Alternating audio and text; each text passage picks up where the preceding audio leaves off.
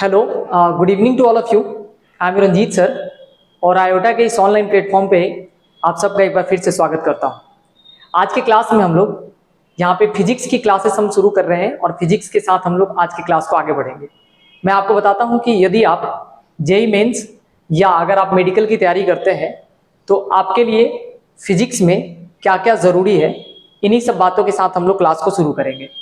देखिए, आप जो है यहाँ पे देख सकते हैं कि बेसिक्स जो है मैथमेटिक्स फिजिक्स के लिए आना बहुत ज़रूरी है। उसमें से पहला जो है चैप्टर हम लोग देखेंगे ट्रिगोनोमेट्री को, सेकेंड कोऑर्डिनेट ज्योमेट्री को, तीसरा डिफरेंशिएशन है, चौथा इंटीग्रेशन है, पांचवें नंबर पे हम लोग कुछ ग्राफ बनाना और उसके इक्वेशंस को देखेंगे, छठे नंबर पे हम लोग अलजेब्रा को देखेंगे, सातवें नंबर पे ज्योमेट्री है, आठवें नंबर पे टाइप्स ऑफ वेक्टर्स है। वेक्टर्स में हम लोग फिर उस दो वेक्टर को ऐड करना, दो या दो से अधिक वेक्टर को फिर ऐड करना, फिर सब्ट्रैक्शन ऑफ टू वेक्टर्स, फिर वेक्टर का हम कैसे उसके कंपोनेंट्स निकालते हैं यानी रिजोल्यूशन ऑफ वेक्टर देखेंगे हम लोग। फिर उसके बाद हम मल्टीप्लिकेशन ऑफ और डिवीजन देखेंगे वेक्टर और उससे स्केलर के दोनों। फिर उसके बाद हम लोग स्केलर प्रोडक्ट देखेंगे दो वेक्टर का।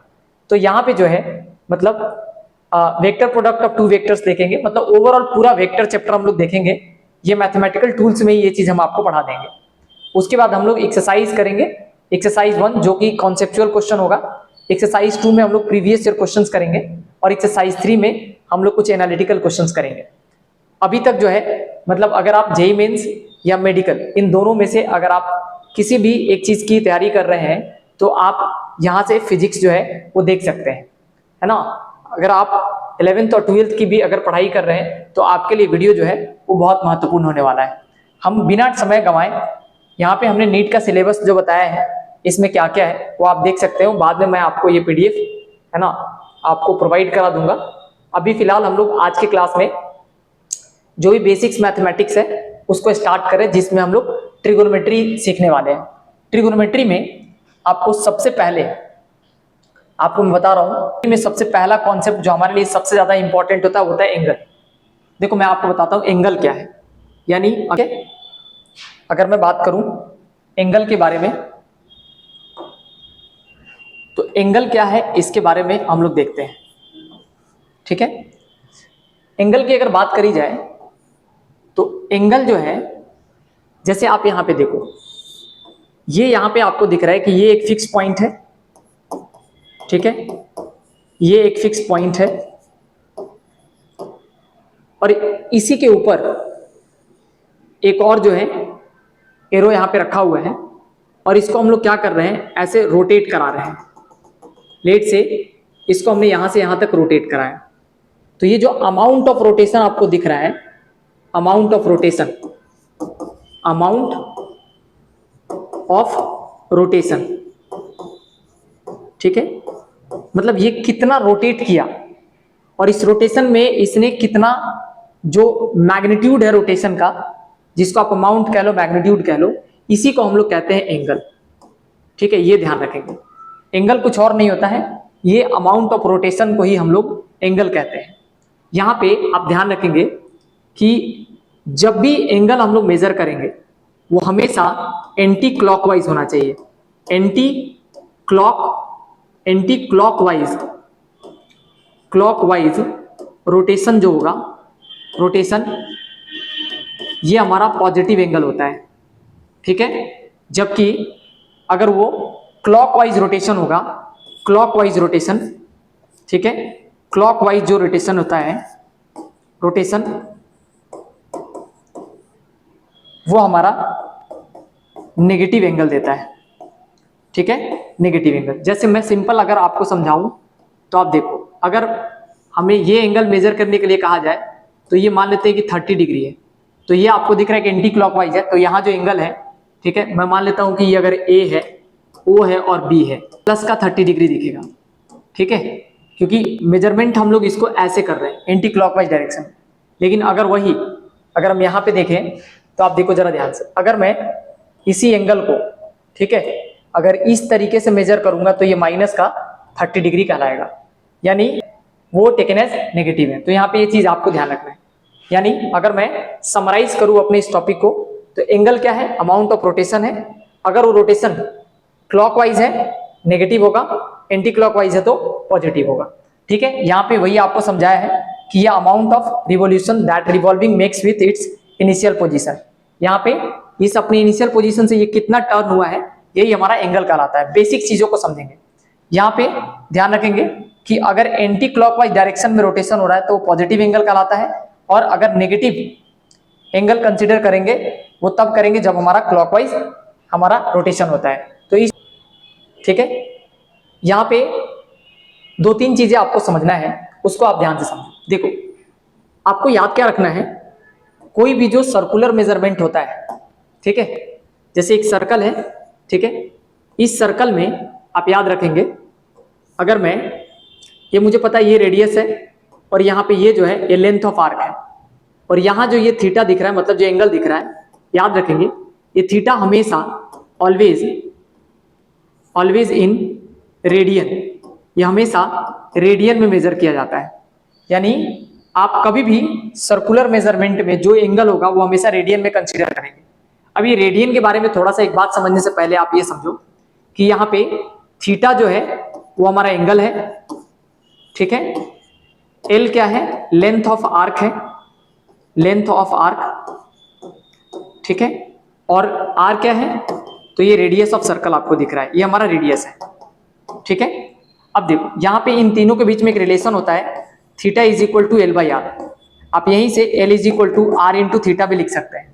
यहाँ पे ये जो थीटा होगा वो हमेशा रेडियन में मेजर किया जाएगा, यानी आपको समझना है रेडियन क्या होता है। तो देखो, आपको मैथ का एक सिंपल सा चीज याद रखना है कि 2 पाई रेडियन जो होता है, 2 पाई रेडियन को हम लोग 360 डिग्री कहते हैं।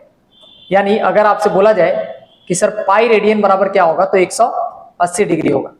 यानी अगर आपसे पूछा जाए कि 1 रेडियन बराबर क्या होगा, तो 180 बटा पाई होगा, ठीक है। यहीं से आपको एक चीज ध्यान रखना है कि कभी भी अगर रेडियन को डिग्री में बदलना हो तो 180 बटा पाई से आप मल्टीप्लाई करेंगे। दूसरा, अगर इसी बात को आप ऐसे समझो कि हम सेम इस चीज को ऐसे लिख सकते हैं कि 360 डिग्री जो होता है वो 2 पाई रेडियन के बराबर होता है। यानी यहां से 180 डिग्री को हम कितना लिख सकते हैं, पाई रेडियन लिख सकते हैं।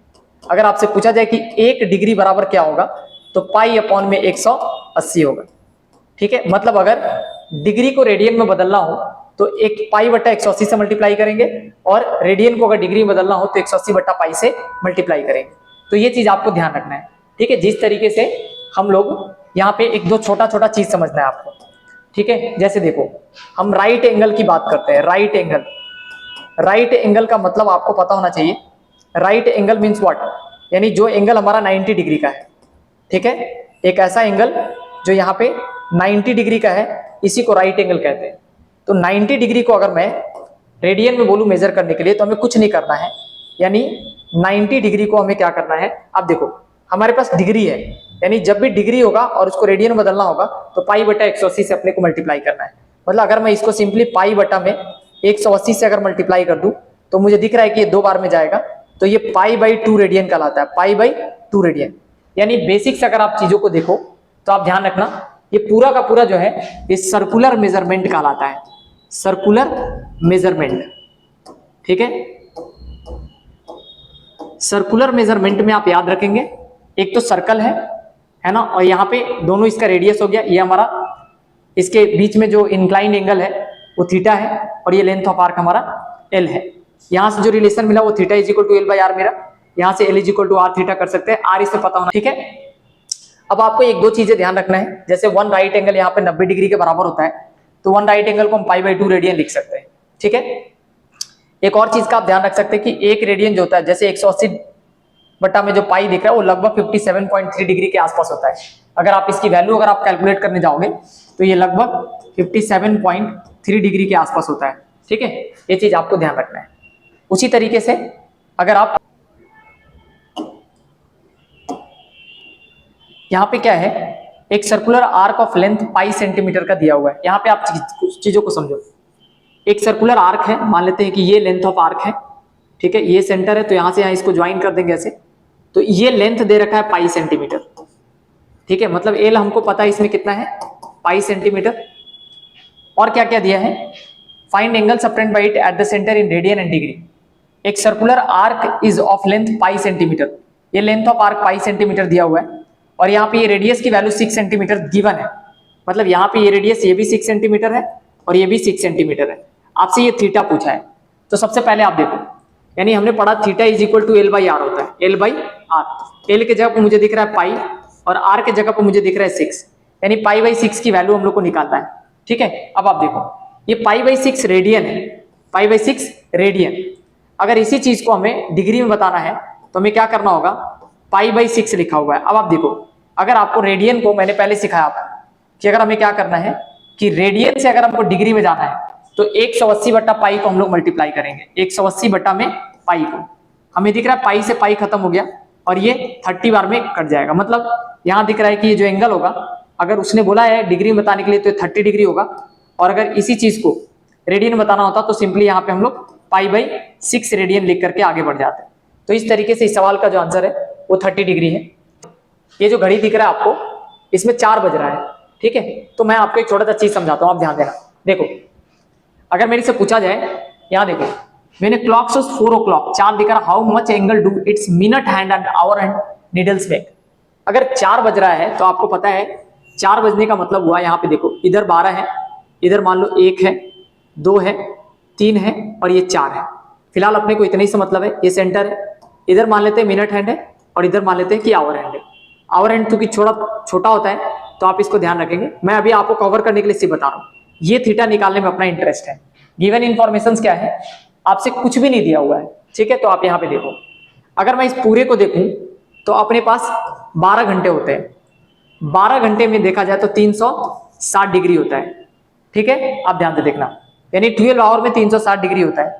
अगर मैं आपसे ये पूछूं कि अगर मैं इसको काटने जाऊं तो ये दिख रहा है अपने को 12 3 36, मतलब 30 डिग्री अपने को दिख रहा है कि हर 1 घंटे में 30 डिग्री होता है। मतलब मैं इसको ये कह सकता हूं कि 60 मिनट में अपने पास कितना होते हैं, 30 डिग्री के एंगल बनते हैं हर 60 मिनट में।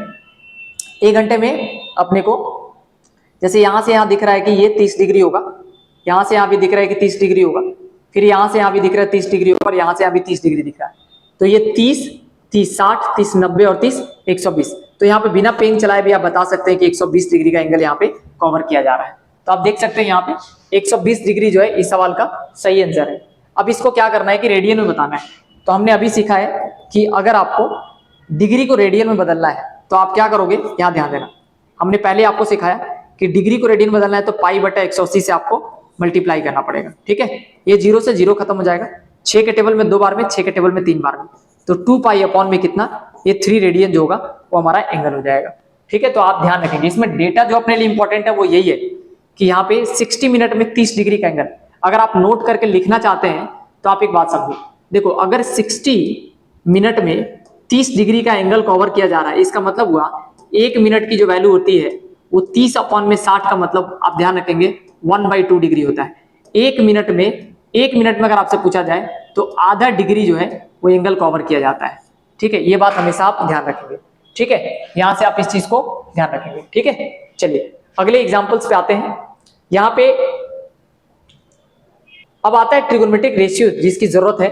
तो ट्रिगोनोमेट्रिक रेशियोज आपको पता है कि यहाँ पे मेन जो जरूरत है, पहला ट्रिगोनोमेट्री के लिए आपको ध्यान क्या रखना है कि ट्रिगोनोमेट्री जो चैप्टर बना ना, ये बना सिर्फ राइट एंगल ट्रायंगल के लिए। ठीक है, यानी सिर्फ only for right angle triangle, सिर्फ राइट एंगल ट्रायंगल के लिए, राइट एंगल ट्रायंगल। ठीक है, थोड़ा सा उम्मीद करते हैं बेसिक्स आपको आता होगा। राइट एंगल ट्रायंगल की अगर हम बेसिक्स बात करें तो ये राइट एंगल ट्रायंगल है जिसमें एटलीस्ट एक एंगल जो होना चाहिए वो 90 डिग्री का होना चाहिए। ठीक है, अगर ये मान लेते हैं थीटा है तो इसको हम लोग 90 माइनस का थीटा मान लेते हैं। याद रखेंगे थीटा के सामने वाला हमेशा परपेंडिकुलर। ठीक है, अब वो बेस जो होगा वो हमारा ये बेस हो जाता है, ये सबसे बड़ा साइड हाइपोटेनस हो जाता है। जो एक बेसिक बात पता होना चाहिए कि इन तीनों साइड के बीच में एक रिलेशन क्या होता है कि h का स्क्वायर जो होता है वो p का स्क्वायर प्लस में b के स्क्वायर के बराबर होता है। ठीक है, यहां से अगर आपको कभी भी p निकालना हो b निकालना हो तो आप इस रिलेशन से निकाल सकते हैं। ठीक है, अब इसी तीनों को लेकर के कुछ ट्रिगोनोमेट्रिक रेशियोज बना जिसको हम टी रेशियोज के नाम से जानते हैं। टी रेशियोज का मतलब हुआ कि यहाँ पे आपसे p by H, b by H, p by H, एक बार b बाई एच और एक बाई p अपॉन में b। ठीक है, इसको हम लोग बोल देते हैं साइन, इसको बोलते हैं कॉस, इसको बोलते हैं टैन। चूंकि ये बात थीटा के लिए हो रही है तो इधर थीटा लिख लेंगे, ठीक है, साइन थीटा, कॉस थीटा और टैन थीटा। इसी के रेसिप्रोकल को कॉसेक थीटा कहते हैं, ठीक है, यानी h बाई पी को हम लोग कॉसेक थीटा कह देंगे। इसके रेसिप्रोकल को सेक थीटा कहते हैं, h अपॉन में b होता है, और अगर b अपॉन में p कर दे तो ये हमारा कॉट थीटा बन जाता है, ठीक है। तो ये बेसिक्स उम्मीद करते हैं कि ये सब आप लोग को आता है। हमने पहले कहा कि हम यहाँ मैथ्स नहीं पढ़ रहे, हम मैथमेटिकल टूल्स पढ़ रहे हैं, ठीक है। जब आपको मैथ्स पढ़ना होगा तो हम आपको डिटेल में पढ़ाएंगे, फिलहाल आपको ये चीज छोटे छोटे चीजों को समझना है। अगर हम इससे रिलेटेड कुछ सवाल देख लें तो आपको वो चीज ध्यान रखना है, किसका क्या रेसिप्रोकल रिलेशन है वो आप याद रखेंगे, अपना काम हो जाएगा। देखो 3 आपको प्रिंसिपल फॉर्मूला होता है, ये आपको ध्यान रखना है, ठीक है। प्रिंसिपल फॉर्मूला के नाम से हम लोग इसको जानते हैं। ये तीनों फॉर्मूला आपको हमेशा याद रखना है। पहले नंबर पे कि साइन स्क्वायर थीटा और प्लस में cos square theta is equal to 1 होता है। दूसरे नंबर पे सेक स्क्वायर थीटा माइनस में tan square theta is equal to 1 होता है। तीसरे नंबर पे कॉसेक स्क्वायर थीटा माइनस में cot square theta is equal to 1 होता है। यहां से हमको जिसकी भी वैल्यू चाहिए वो हम लोग आसानी से निकाल सकते हैं, ठीक है। अगर मैं बात करूं यहाँ पे एक क्वेश्चन दिया है, इस क्वेश्चन को देखिए, आपसे पूछा साइन थीटा 3/5 है, find all the trigonometric ratios. आप जरा ध्यान दो, एक राइट एंगल ट्रायंगल है, इसमें बोला कि ये जो थीटा है, साइन थीटा की वैल्यू दे रखी है, साइन थीटा हमारा 3/5 है, मतलब साइन थीटा p/h होता है। तो आपको ध्यान देना है, p के सामने 3 दिख रहा है, हाइपोटेनस 5 है, आपको ये पता है कि ये 4 होगा, ठीक है। अगर आपने ट्रिपलेट पढ़ रखा होगा तो 3 4 5 होता है, नहीं होता है तो इधर रख करके देख लीजिएगा, निकाल लीजिएगा, यही आएगा। अब आप देखो, मैं आपको एक छोटा सा चीज समझाता हूं। देखो आपसे बोला है कि बाकी सारे ट्रिगोनोमेट्रिक रेशियोज आप बताओ, T ratios if theta lies in the first quadrant, ठीक है, वो दिख रहा है कि फर्स्ट क्वाड्रेंट में ये आएगा। यहाँ पे देखो जरा ध्यान से, आपसे बोला कि आप क्या करो, sine theta, cos theta, tan theta, ठीक है, इसके रेसिप्रोकल कॉसेक थीटा, इसका रेसिप्रोकल सेक थीटा और इसका रेसिप्रोकल कॉट थीटा, इसकी वैल्यू हम लोग को निकालने जाना है। साइन थीटा की वैल्यू हमने निकाल लिया 3/5, ये ऑलरेडी गिवन है, तो इसका अपने को उल्टा करना है 5/3। कॉस थीटा क्या होता है, b/h होता है, तो b/h अपने को दिख रहा है कि बेस इधर है, h इधर है, मतलब ये 4/3 आ जाएगा, इधर इसका रेसिप्रोकल करेंगे 3/4 आएगा। टैन थीटा आपको पता है कि ये p अपॉन में b होता है, तो परपेंडिकुलर आपको 3 दिख रहा है, बेस आपको 4 दिख रहा है, ठीक है, इसका रेसिप्रोकल कर लेंगे 4/3, तो ये हमारा आ जाएगा। तो ये ऑल ट्रिगोनोमेट्रिक रेशियोज में ये हमारे साइन थीटा कॉस थीटा जो भी है, ये आप इसको ऐसे निकाल सकते हो। उम्मीद करते हैं कि ये सब चीज आपको आता होगा, ठीक है, आप इसका भी स्क्रीनशॉट ले सकते हैं, ठीक है। तो ये अपने को एक चीज तो समझ आया कि आपको करना क्या है, ठीक है। अगर मैं आगे इसको बढ़ा करके दिखा लूं, ये कुछ वैल्यूज है जिसको आप याद रख सकते हैं, ठीक है। साइन 0 क्या होता है, 30 क्या होता है, 45 क्या होता है, 60, 90, 120, 135, 150, 180, आपको इन सब की वैल्यू याद रखनी है, ठीक है। उसी तरीके से कॉस की वैल्यू आप याद रख सकते हैं, टैन की वैल्यू याद रखेंगे, तीनों याद रहेगा, इसके रेसिप्रोकल का वैल्यू हम लोग आराम से निकाल लेंगे। कुछ बेसिक्स रूल होता है, इस रूल्स को हम लोग देखेंगे, है ना, first quadrant, second quadrant, third quadrant, fourth quadrant में क्या कैसे क्या होता है। इसके लिए आप क्या कर सकते हैं, एक टेक्निक याद रख सकते हैं, मैं आपको बताता हूं, आप ध्यान देंगे। आप याद रखना, ये आपके जो है ये फर्स्ट क्वाड्रेंट है, ठीक है, ये सेकंड क्वाड्रेंट है, ये थर्ड क्वाड्रेंट है और ये फोर्थ क्वाड्रेंट है। इसको याद रखने के लिए आप एक लाइन याद रखेंगे, आजा सनम तेरी कसम, ठीक है, आप इतना याद रखेंगे, अपना काम हो जाएगा, ठीक है। देखिए इसका मतलब है पहले क्वाड्रेंट में ऑल पॉजिटिव, ठीक है, दूसरे क्वाड्रेंट में साइन और कॉसेक पॉजिटिव, ठीक है, तीसरे क्वाड्रेंट में टैन और कॉट पॉजिटिव और चौथे क्वाड्रेंट में कॉस और सेक पॉजिटिव, ठीक है। ये चीज ध्यान रखेंगे, मतलब इसमें ऑल पॉजिटिव, इसमें साइन और कॉसेक पॉजिटिव, ठीक है, इसमें अगर देखा जाए तो टैन और कॉट पॉजिटिव, ठीक है, टैन और कॉट पॉजिटिव इसमें, और इसमें कॉस और सेक पॉजिटिव, कॉस और सेक पॉजिटिव। ये जो है आपको समझ में आना चाहिए कि इसका फायदा क्या है, ठीक है। देखो मैं आपको बताता हूं, अगर पहले क्वाड्रेंट में पूछा जाए, आपको पहले क्वाड्रेंट में दिख रहा है कि 0 डिग्री से शुरू होगा और ये π/2 तक लाइज करेगा, मतलब इसमें, ठीक है, मतलब अगर पूछ लिया जाए कि फर्स्ट क्वाड्रेंट किधर से किधर होगा, तो 0 डिग्री से बड़ा है, लेकिन ये π/2 से छोटा है। सेकेंड क्वाड्रेंट पूछा जाए तो ये π/2 से अपने को बड़ा दिख रहा है, लेकिन ये पाई से छोटा दिख रहा है। थर्ड क्वाड्रेंट की बात करें तो ये हमको दिख रहा है कि ये पाई से बड़ा है, किंतु 3π/2 से ये छोटा है ना। 18 3 54, 54 को 2 से भाग करेंगे तो 270 डिग्री आएगा। ठीक है, अगर यहाँ पे 3π/2 की बात करा जाए, है ना, इससे ये बड़ा है फोर्थ क्वाड्रेंट, किंतु ये 2π से छोटा है।